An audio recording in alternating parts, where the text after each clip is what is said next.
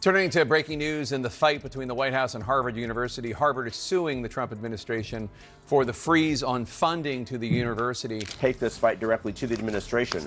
Of course, we should point out one of the reasons Harvard is able to do this is because they do have the largest endowment. Harvard University is going to war, and the battlefield is a federal courtroom.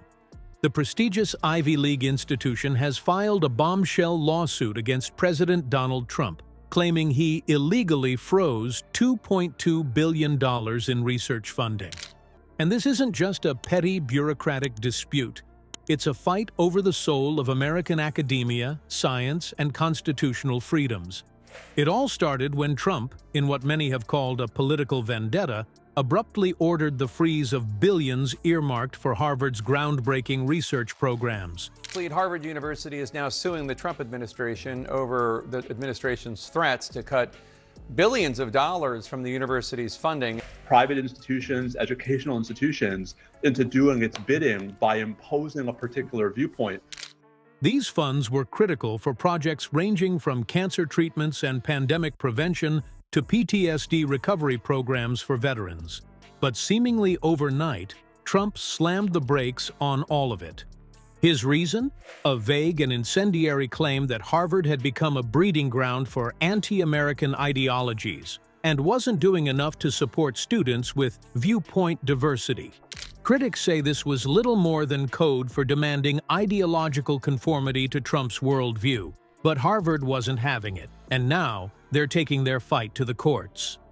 According to Harvard's legal team, the freeze violates not only the Administrative Procedure Act, APA, but also the First Amendment and Civil Rights Act of 1964.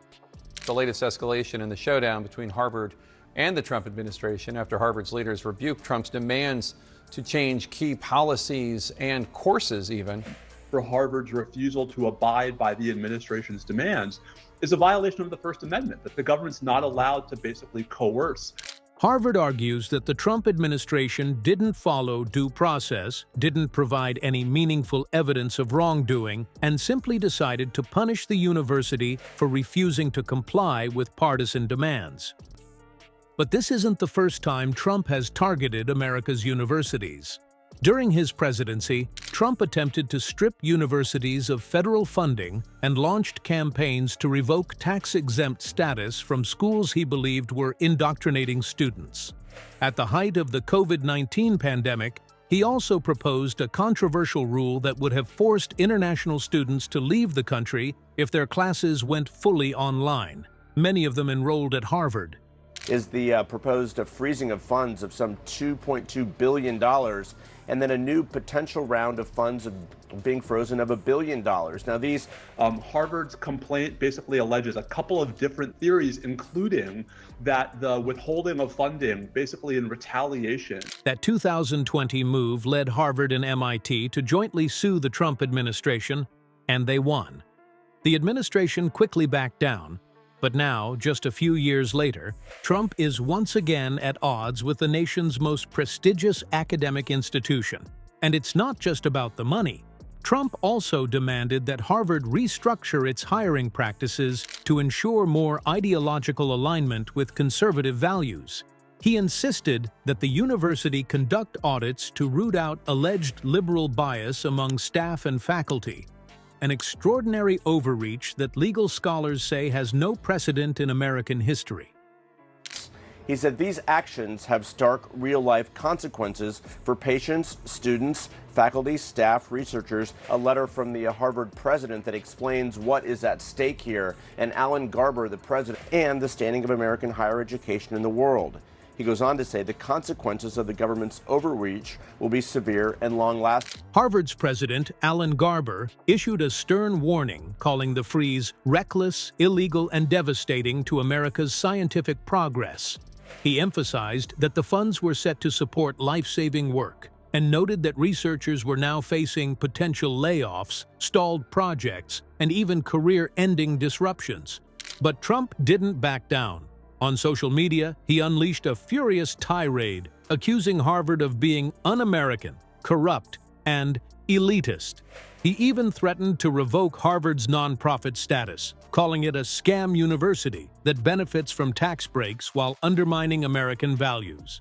A lot of them are medical programs. A lot of them are research programs. So this is one thing that Harvard is really standing up in a way that... Turning to breaking news in the fight between the White House and Harvard University, Harvard is suing the Trump administration for the freeze on funding to the university. Take this fight directly to the administration. Of course, we should point out one of the reasons Harvard is able to do this is because they do have the largest endowment. The political theatrics were ramped up even further when Trump suggested sending federal inspectors to Harvard campuses to enforce his demands. Legal experts and civil liberties organizations quickly condemned the idea, calling it a gross abuse of power. This is academic intimidation at its worst, said legal analyst Jennifer Rogers.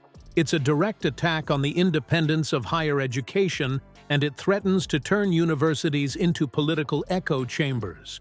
Despite the backlash, Trump doubled down, claiming the freeze was necessary to protect Jewish students from campus harassment.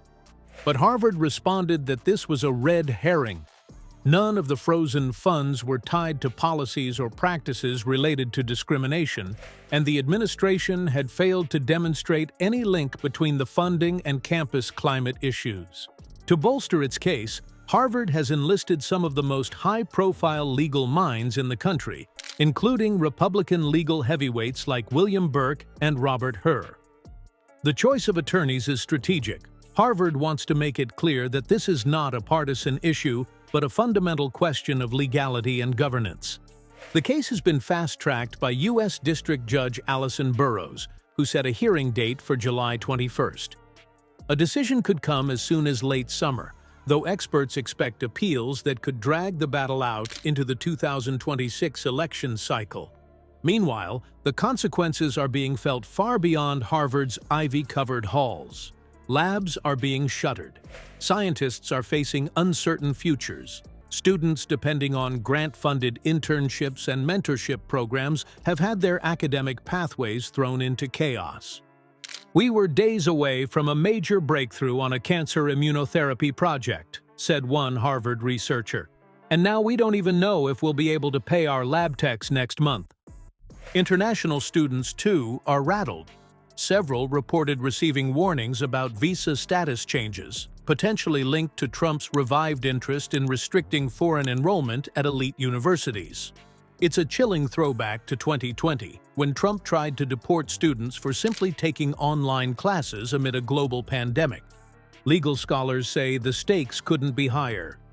If Trump's move is upheld, it will set a dangerous precedent where any future president can weaponize federal funding to coerce ideological conformity at universities, said Georgetown law professor Harold Jensen.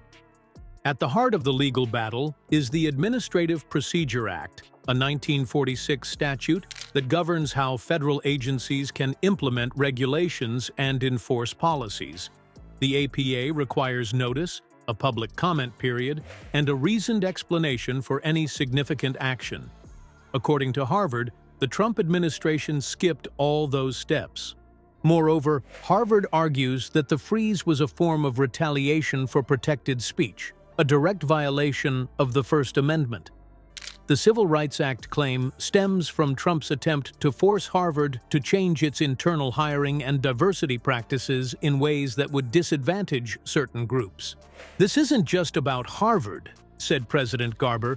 This is about whether our universities remain places of free thought, innovation, and independent research, or become political battlegrounds subject to the whims of whoever is in power. And Harvard isn't standing alone. Universities across the country, including Stanford, Yale, and the University of Chicago, have issued statements of support. Dozens of scientific associations, medical research groups, and even several Republican lawmakers have filed amicus briefs backing Harvard's case. As the court date approaches, the political implications are heating up. Some Republican lawmakers are cheering Trump on, saying it's about time elite universities were held accountable. Others warn that using government power to settle ideological scores is not conservatism, it's authoritarianism. In the meantime, American taxpayers are footing the bill for a legal slugfest that could have been avoided. And while politicians argue and lawyers file motions, the real cost is being borne by the scientists whose research is on hold, and by the patients whose lives might have been saved by the discoveries that now may never happen. The irony is stunning. Trump claims to fight for free speech on campuses while trying to silence dissent. He says he supports American greatness while sabotaging the institutions that help make it great. He calls Harvard corrupt while engaging in tactics that legal experts compare to political strong-arming seen in authoritarian regimes. Whether or not Trump succeeds in this particular attack on Harvard, one thing is clear: the battle over academic freedom in the U.S. is far from over.